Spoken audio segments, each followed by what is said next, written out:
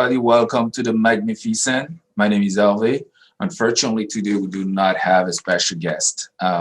We do not have a guest at all today. Unfortunately, my next guest was directly affected by the loss of a relative. My condolences to you and your family, Mrs. Leandre Maggie. I wanted to explain who she was first before I start with this show, because this show will mainly be a monologue. So I will be talking to myself more internally or externally. But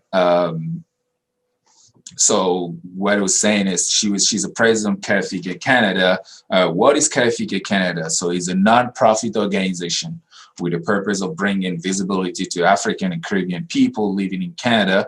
So the organization will have city organization with a strategic plan to educate the community and serve as well as a collective database to relieve information of the African and Caribbean community to work closely with people, businesses, institutions, government, and non-government. So she was going to have a lot of information for us today, but unfortunately, she wasn't able to make it. But we still have to do the show. Still have to do. It's going to be a monologue. So I can tell you that first, I never did a monologue in my life before. But since I love challenges, I would do it today for the first time. But before we start everything, I want to talk a little bit about myself, because I'm sure I'm probably a new face for some of you guys, but I wanted to present myself first before we start everything, so you know exactly who is your host on this new show that comes on the Magnificent. My name is Alve Janda. How can I start this? What's the best way to present yourself? Okay, I'm going to start with the educational background. So I own a master's degrees in corporate finance and investment finance. So I was fortunate to complete my school. I wanted to also go a little bit further to the PhD, but I haven't made a decision yet because I don't think I'm very meant to be a teacher. So that's why I think I want to take my career to a different level. But what is about me is very interesting is the fact that I'm newly landed. I won't say new landed, but I'm still new landed. I recently migrated to Canada because this is a land of opportunity. So don't get me wrong, that's true. But I also encountered a little bit of crazy experiences. Is that I was before I was advised by an HR to not put that I have a master's degrees on my resume, because apparently he can intimidate the employer and I might not get a job because so that's pretty much what when you first, I don't know about, I'm sure it's not a lot of people like me who immigrated themselves to a new country to establish themselves there. But when you come to a new country, you have to start a little bit lower, because there's what comes in place called experience. So you have to start from the bottom to build yourself back up, or to train. The diploma is good, but experience is better. That's what I was told. So when I finished, I completed doing my master's, I was advised by HR to not put that you doing masters because it can intimidate your employer. And now I don't do it because I followed that advice. I thought it was normal to do that, but I realized that this is a kind of screaming to how I can be discriminated a little bit, because me coming to master degrees, if there's someone who doesn't look like me, who doesn't have a master degrees, and if I don't have a master degrees, there's no chance that I have to get that job, right? Because this just make common sense for you guys. I think that makes sense to me, but I hope it makes sense to you as well. But what I'm trying to say is that I decided to create opportunity for myself, because I think I went to school for a reason. I educated myself for a reason. What I don't like about the fact that I was told to not put that I have a master degrees on my resume is that you cannot hire me with a master degree. But I don't have a problem. First of all, I don't have a problem if I have to start from the bottom. I don't have a problem with that. It makes sense because I need experience, right? That's make common sense. But you cannot expect you cannot treat me when you hire me with a bunch of people who might have college diploma or might not even have a university experience and expect me to act the same way as well, and you talk to me the same way as you would talk to them, because I know we're in the same position, but at the same time you also have to understand that I'm programmed differently, right? So what I don't like is the fact that you may work for with a bunch of people who are not as doesn't have the educational background that you have, but the organization will expect from you to act the same way as them. I don't. That's where I have a problem. I don't have a problem start from the bottom. First of all, I will not do that anymore. So I clearly put that I have a master degree on my resume this time. I think I was a little bit naive before, but now I think I'm a little smarter. So I will put that information in my resume. So I'm going to tell you one story. I don't think I spoke about that to people. So I was hired by a bank in Canadian bank, big Canadian, it's a big bank, very big bank in Canada. And the position, it was a position for two, it was two positions. One was for the overnight and the other one's for working during the day. And it was a good pay for someone who just came, you make it was very good pay. I would say it was a very good start. So I was hired by that bank. I did a training. The training, I was going to go through the training first. The training was 3-month training, and during the training, the training was during the day, so 8:30 to 9 to 5 job, right? So I was very excited because the environment. Just not to mention that when I was hired, I was told that is a privilege to work for this bank.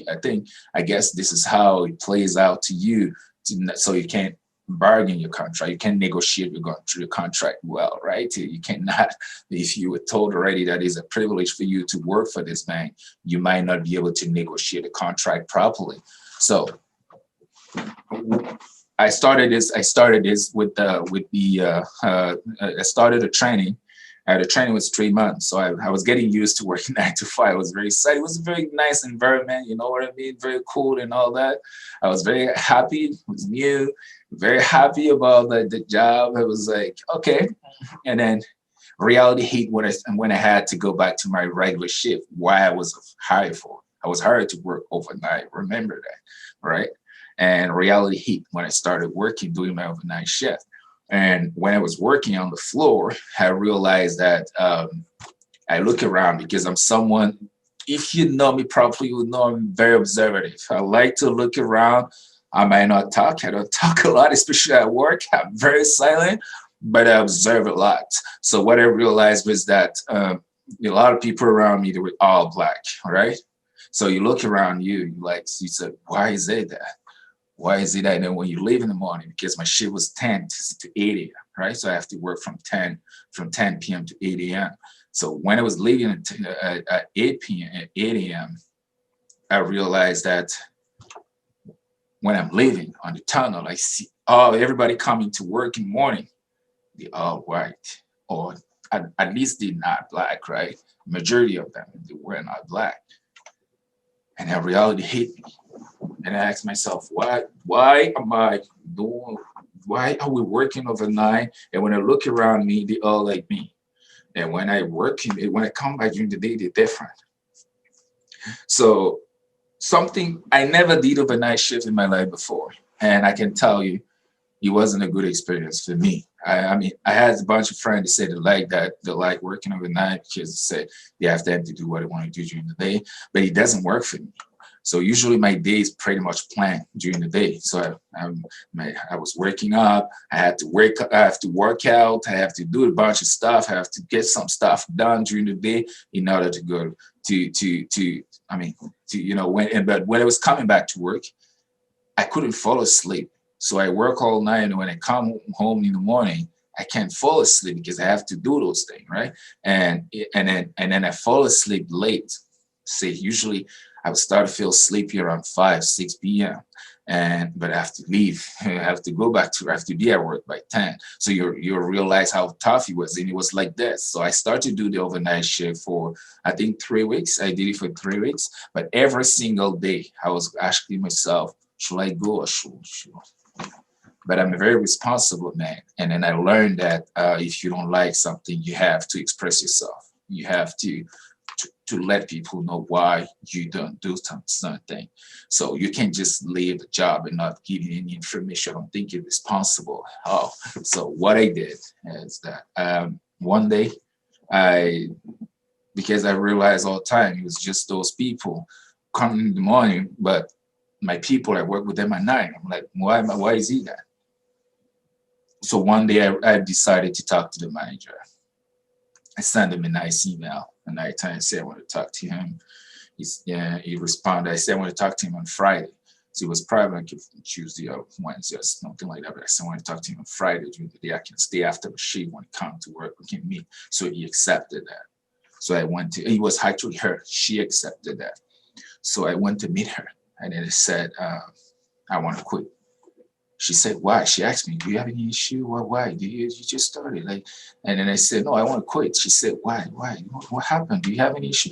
I said, no, I don't. I don't have any issue. I know that I was hired to work overnight, but reality hit me differently when I started doing this job. And I don't think this is for me. So I think, but I didn't want it to tell her because everybody working overnight with black, and then me, and then the people coming in the morning with white. So I didn't want to tell her that, but I kind of gave her a hint. I said, I will really appreciate to take a day shift if there is a day shift for the day position, so to just work during the day.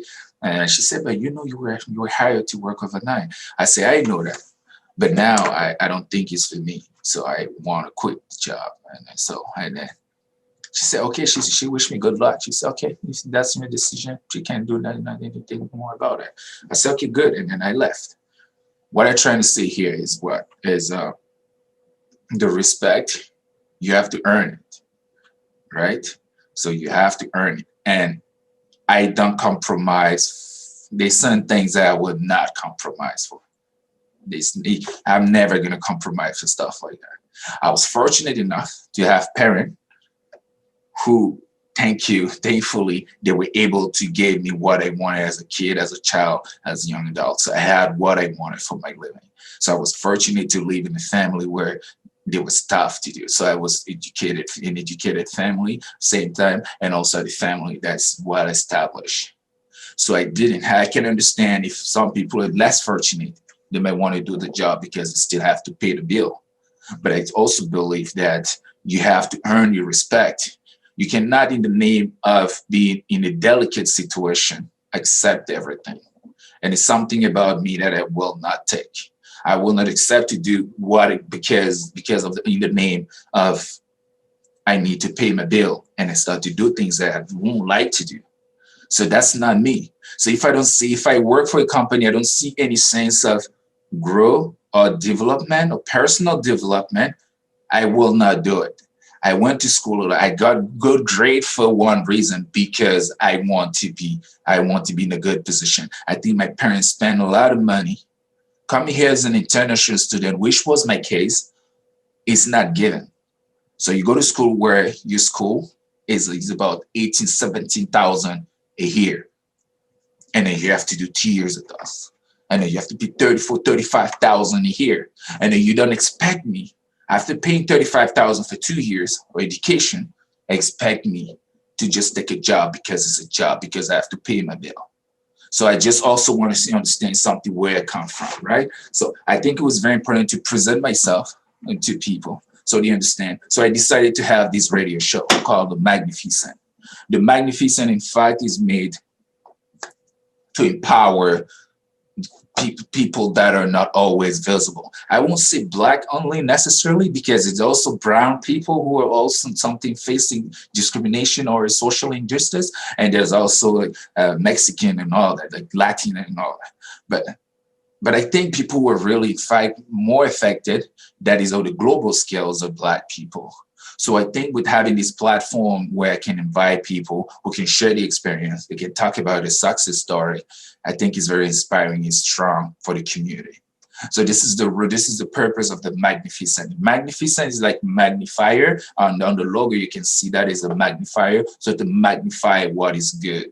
And that's what I want to do. There's not always good platform for people looking at us. So I think I have to create a platform for that, to be able to express that, to talk about that, to share things we may experience with people. Right. So, and then I think that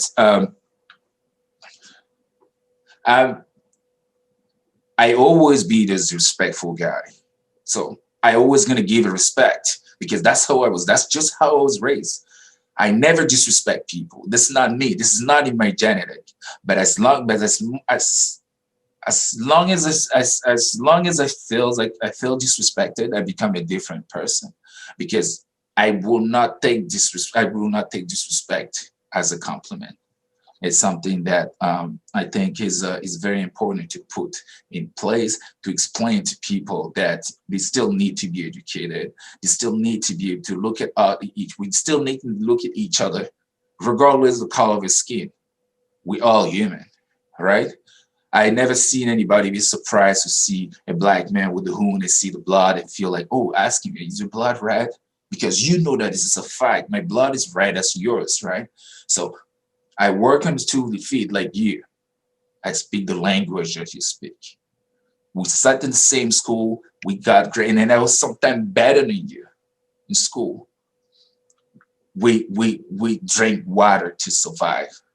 We eat to live. We do everything that you do.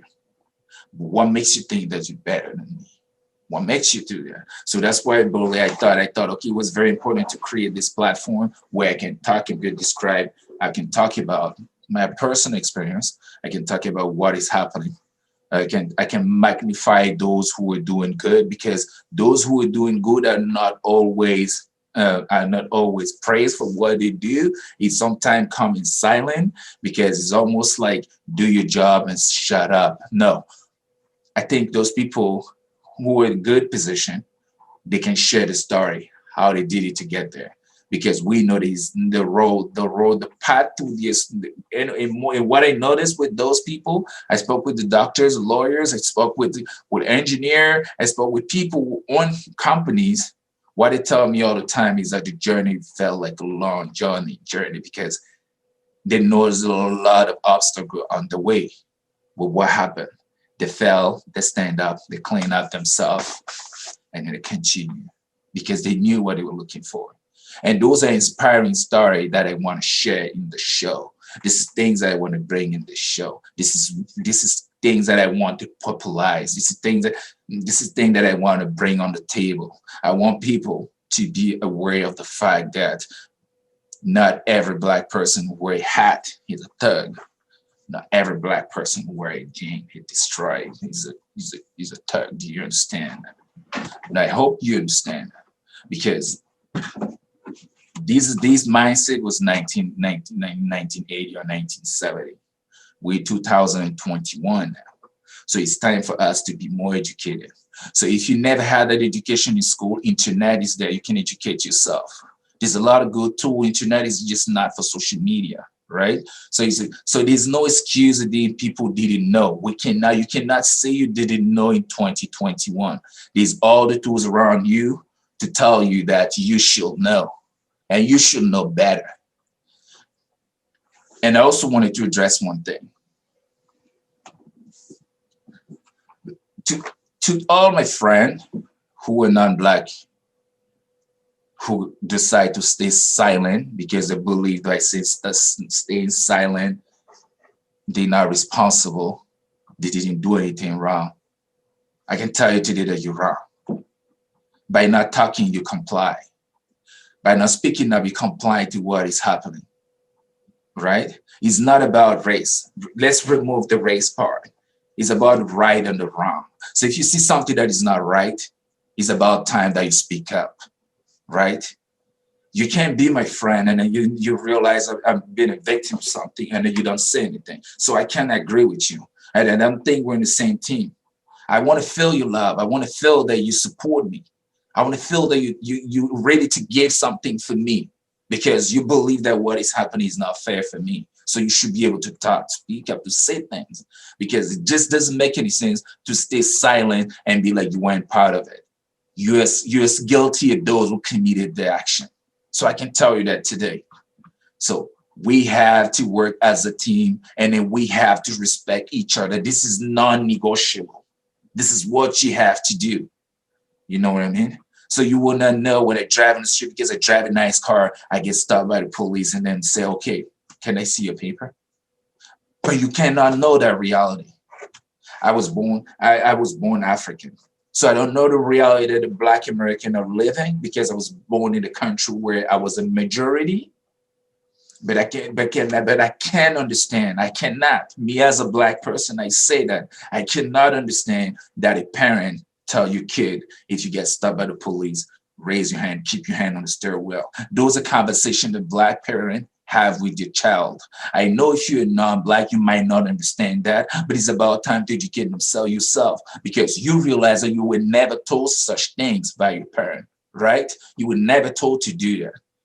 So why don't you kind of understand why it happened? Why do these have to do that? Why do they have to say this? Why? It's about time to educate yourself. It's about time to make the right decision. So today was the monologue. I think it was very important to talk a bit about what the show is about and also share a little bit of my experience with you so you can understand where I come from. So I hope I will see you in the next show. I will have the next show. My next guest will be Billy Guerin. Billy Guggen, sorry, he's a real estate. He's a real estate in Montreal. He's an amazing guy. I witnessed how he promoted himself, he marketing himself. He's an amazing person. So I can tell you today, my next guest is going to be a fantastic person. He's someone who created opportunity for himself. He worked hard, and we all see that. We all witness how he worked hard. He promoted himself. He marketed himself. And when you see things like this, all you can do is praise and look at them as an example. I look up to people like that, right? Because there's no time. I also want to address it to my community, my Black community. We already start with we're very behind. So please, it's not the right time to hate on people who look like you that is trying to find his way in life. He already has a lot of obstacle. He doesn't want you to become one of his enemy either. So I really think it's very important for my Black friend, my Black community, my fellow Black that I love so much to understand that there's nothing in hating. You know what I mean? So it's just about working. It's not just about creating opportunities. It's just about talking. It's just about educating ourselves. It's just about being able to create a path for the next generation. Because it's not about being rich, right? I was born in a very comfortable situation, but I will want to leave something comfortable for my descendant as well. So I want to make it clear. So you don't have to hate on someone who is doing good. We have to support Black businesses. We have to do that because they're already facing a lot of discrimination, and we can't do that to our own kind. It's not acceptable. You know what I mean? So it's very important. I want to address it to my Black community. It's about time to stand up and look at each other in the eyes and say, I got your back. Because that's what we need in a moment like this. You know what I mean? We need to be all united and we need to feel like we got each other's back, right? So I want to end this show by wishing you all a happy new year, 2021. I wish you all nothing but success, health. That's the most important thing. I should start with that. Health, success, and also I wish that you get what you desire, what your inner self is designed for yourself. So I wish you a happy new year 2021. I hope this year was going to be different by 2020. I won't speed on 2020 because it was a year for me that made me learn about myself. So I will speed on it. It was tough here because a lot of people lost their loved one, but I also want to say it was a year of education. It was a year of wisdom. It was a year of learning. It was a year of light life light, if I can say that like that. So I wish you guys happy new year, and then I see you in my next show with my special guest. See you guys. Okay, bye.